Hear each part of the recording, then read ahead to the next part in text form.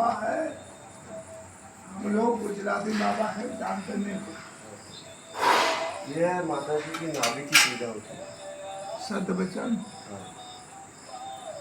और आगे बोलिए।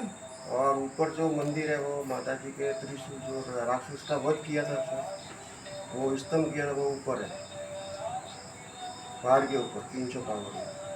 मतलब ये मूर्ति स्वरूप जो है यंत्र स्वरूप है क्या हाँ, है? यंत्र सर। यहाँ पे हाँ। ये बापू है ना, यहाँ माँ के नाभि चक्र का पूजा होती है। ये 5000 वर्ष पुराना मार्कंडेय पुराण का अध्याय है, 5000 वर्ष पुराना है ये। और मार्कंड ऋषि मंदिर। हाँ पंडित जी बोलो बोलो। तो यहाँ माँ के नाभि की पूजा होती है। सत्य और वचन। माँ से भी बड़ी माँ होती है नाभि। नाभि को माँ से भी बड़ी माँ ऐसे बोला जाता है कि जब तक बच्चा माँ के गर्भगृह में पलता है तो उसको नाभि के द्वारा आहार मिलता है। जब बच्चे का जन्म होता है तो यहाँ माँ की नाभि की पूजा होती है। और इसके नीचे भी वो दरबार बताया था, वो मैं बता रहा हूँ, पक्का नहीं, दूसरा भगवती जाने, मैं भी सुनी हुई बात बता रहा हूँ, पूरा मुझे भी पता नहीं, सुनी। तो दरबार ने बताया था कि इसके नीचे है वो बहुत बड़ा एक यंत्र है, श्री यंत्र। दरबार कौन? जो सिरोही का राजा है, जो महाराजा रघुवीर सिंह जी, उन्होंने आपको समझाया है। तो इसके नीचे ये बहुत। महाराजा रघुवीर का चेला हम सबको समझा रहा है। और वैसे बापू ये सगन भाई यहाँ का काफी जानकार है। आप बताओ सगन भाई, इनको काफी इनको बहुत कुछ पता है। मैं तो राजा के द्वारा बताया मंचो बांध देता है। आइए आइए अंदर पहले मंदिर नहीं थे, पहले मंदिर नहीं थे, धरती माता की पूजा होती थी। यहाँ पहले आसना गांव था। आसना गांव में यहाँ लोग रहते थे। तो यहाँ महिषासुर राक्षस था, वो लोगों का वध करता था, बंद में किसी को मालूम पड़ता नहीं था। फिर लोग परेशान होकर के माँ को विनती की, तो माँ यहाँ स्वयं प्रकट होकर के लोगों को मालूम पड़ने दिया नहीं कि माँ प्रकट हुई है। उस राक्षसों का वध करने लगे। तो वध करते थे, एक का गर्दन काटते थे, लोगों नीचे गिरता, 1000 राक्षस पैदा होते थे। फिर माँ ने हाथ में खपड़ लिया, खपड़ लेके सबका वध कर करके लोगों उस खपड़ में लिया, लेके गरीबों को पिलाते रहे। ऐसे करते करते सबका नाश हो गया। नाश होने के बाद में एक लास्ट शेष बचा था। वो राक्षस ने बोला कि माँ हमारा सबका वध करेगी तो हमारा क्या है? तो माता जी ने बोला कि तुम्हारा भी वध तो करूँगी, वो तो जहाँ बसन जाकर तेरा मेरा नाम साथ में रहेगा। तो उनका वध करने के बाद में आरासुरी अम्बे माँ, आसना गाँव का नाम आया, सूर्य राक्षस का नाम आया, अम्बे माँ पौधा का नाम, तीनों का नाम साथ में आ गया। फिर माता जी ने हाथों से वो जो हाथ में दिया था त्रिशूल, वो गब्बर पे माता जी ने हाथों से स्थापित किया। वो पाताल तक गया, इतना बार है, वहाँ पे ऊपर पूजा होती है। तो हम माली हमारे नांदिया गांव में पहले पूर्वज वहाँ रहते थे, तो वहाँ से हमारे माजी ऊपर पूजा करने जाते। तो पूजा करते आगे फिर सोना चांदी के सिक्के पड़े रहते थे। तो अब पूजा करते आगे सोने का सिक्का पड़ा रहता था, वो पूजा करके सोना का सिक्का लेके घर पे जाते थे। ऐसा करते करते करते काफ़ी टाइम हो गया। काफ़ी टाइम होने के बाद में वो बुढ़े हो गए, ऊपर नहीं जा पा रहे थे। ऊपर नहीं जा पा रहे थे, माँ को विनती की कि माँ आप नीचे के प्रकट हो तो आपकी सेवा करेंगे, ऊपर में नहीं आ पाऊंगी।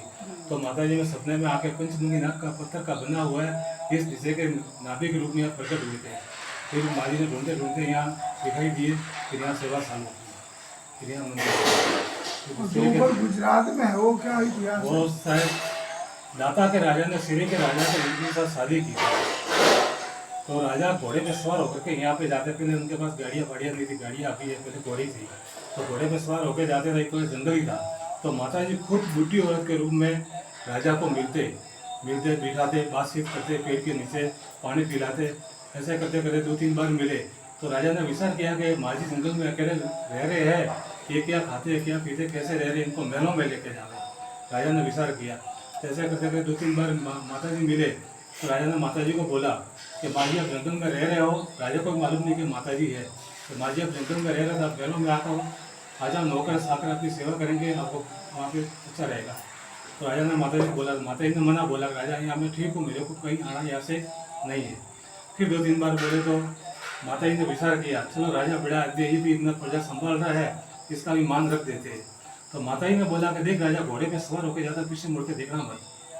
तो राजा ने बोला कि माँ जी मेरा घोड़ा फंस सकता है, पीछे कैसे आओगे, वो चिंता मत कर, मेरा वचन है, पीछे मुड़ के देखना मत के। तो राजा घोड़े पे सवार हुए, माता जी पीछे पीछे शेर पे सवार हुए, चलते रहे दाता के मेघ नदी आने लगे। तो राजा तो पीछे मुड़ के देखता कि नहीं, माता जी ने विचार किया, माता जी को सब पता ही था कि वहाँ ब्रह्म रूप बताना है, शक्ति बतानी है, फिर राजा मंदिर बनाएगा वहाँ पे, माता जी को सब मालूम ही था। तो दाता के महल नदी का आने के पहले माता जी ने घुंघरू पहले की आवाज़ें निकाली। तो राजा ने विचार की आवाज़ नहीं आ रही थी, कहीं की आवाज़ आ रही है। तो राजा ने पीछे मुड़ के देखा तो माता जी ने सिर पे बैठे हुए ओरिजिनल बकरा रूप बताया। तो राजा घोड़े से नीचे उतर के माँ को विनती की कि माँ यहाँ तक आया तो मेरा तक उतरना पड़ेगा। नहीं, राजा का वसन आरंभ नहीं होती, इससे आगे हम नहीं आते। तो राजा ने बोला कि माँ आपकी बच्ची ससुराल आ रही है, यहाँ की रानी थी ना, यहाँ की बच्ची थी, वहाँ रानी हो गई, आपकी बच्ची यहाँ ससुराल आ रही है, उनका क्या है? हाँ, बच्ची को भी लेके आओ, मेरे को पता है। तुरंत में बिठा के लेके आए। तो रानी भी विनती की बहुत कि माँ यहाँ तक आए तो मेरा तक उतरना पड़ेगा। नहीं बेटी वसन नहीं होती, इससे आगे नहीं आते। तो रानी ने बोला कि माँ मेरा क्या है? तो माता जी ने बोला कि ऐसा कब्र पे जोत जलेगी, मुझे तो कब्र है ना, वहाँ पे जोत जलेगी, डेली उठ के मेरा दर्शन करना। तो दाता का मेल अभी भी मौजूद है। रानी डेली उठ के मेलों का जोत का दर्शन करती थी। ऐसे दर्शन करते करते करते काफ़ी टाइम हो गया। देवी रानी की भी उम्र हो गई। उम्र होने के बाद में रानी देवलोक हुई। देवलोक होने के बाद दिया बुझ गया था। बुझने के बाद में कौन राजा ने घी डाल के चालू किया। पहले माता जी के वसले से ऑटोमेटिक चालू रहता, घी डालने कोई जरूरत पड़ती नहीं थी। अब घी डालते हैं, जोत चालू रखते हैं। और जब दाता के राजा ने माता जी ने ओरिजिनल रूप बताया था ना, वहाँ दाता के राजा ने ये नाटी देख के वहाँ पे स्थापित की। पहले ऐसे मंदिर है, पीछे से गुफा है, गुफा पहले छोटा बनाया था, अभी भव्य मंदिर बड़ा बनाया, अभी नाभि का। बोलो श्री राम देव।